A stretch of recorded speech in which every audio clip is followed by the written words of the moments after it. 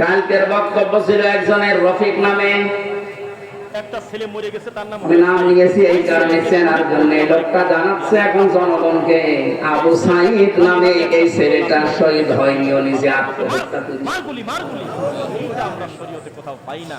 কেউ তোমার কাছাকাছি নাই, সবাই দৌড়াচ্ছে। বিশ্বনবী কোরআন হাদিসের ভেতরে তিনি স্পষ্টভাবে জানিয়েছেন, কেউ যদি দেওয়াল চাপা পড়ে মারা যায় সে শহীদের মর্যাদা পায়, পানিতে ডুবে মারা যায় শহীদের মর্যাদা পায়।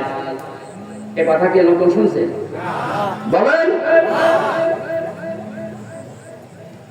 আগুনে পুড়ে যদি কেউ মারা যায় সে যদি শহীদের মর্যাদা পায়, অ্যাক্সিডেন্ট করে মরলে যদি শাহাদাতের মর্যাদা পায়, এই পৃথিবীর ময়দানে জালেমদের জুলুমের সামনে মোকাবেলা করতে গিয়ে নিজের জীবনটা যে দিয়ে দিল, তাকে আপনি শহীদ বলতে আপনার অসুবিধা লাগে কোন জায়গায় বলেন তো দেখি?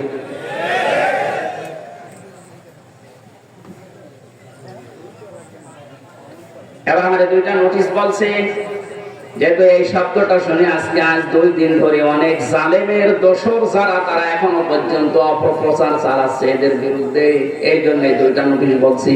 সূরা বাকারার 154 নম্বর আয়াত, 2 নাম্বার পারা, 2 নাম্বার পৃষ্ঠা, 12 নাম্বার 13 নাম্বার লাইনে আছে, ভালো করে মিলাবেন।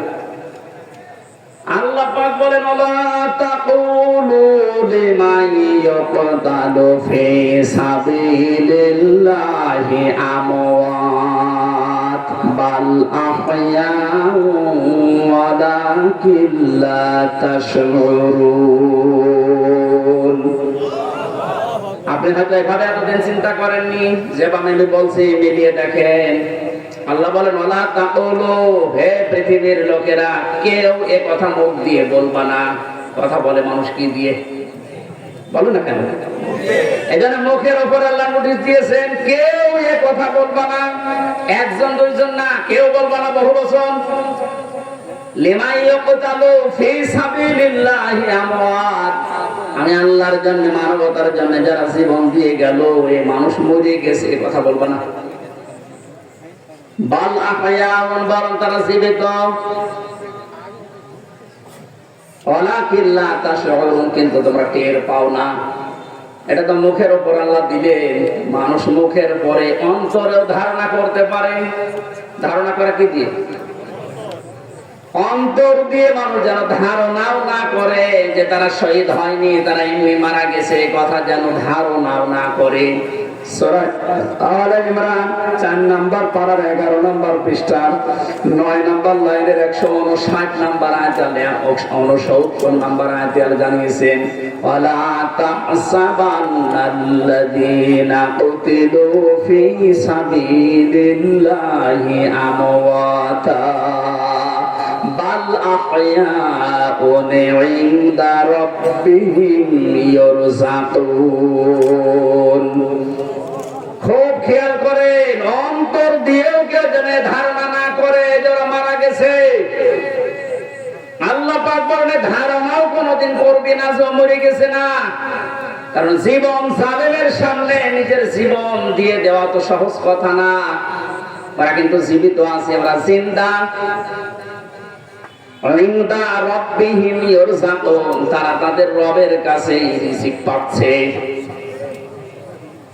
সুতরাং আবু সাইদ রংপুরের এই ছেলেটা জালেমের সামনে দাঁড়িয়ে জীবনটা দিয়ে শাহাদাতের মরণ পেয়েছে।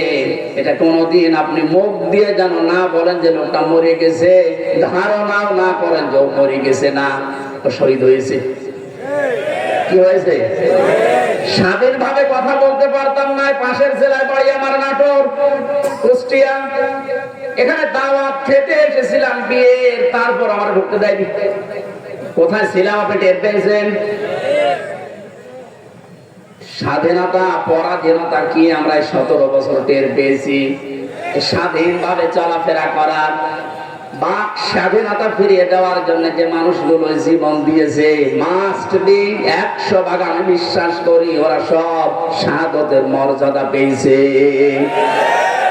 এমনকি জালেমের জুলুমের শিকার হয়ে আয়না ঘরেও বহু মানুষ জীবন দিয়েছে।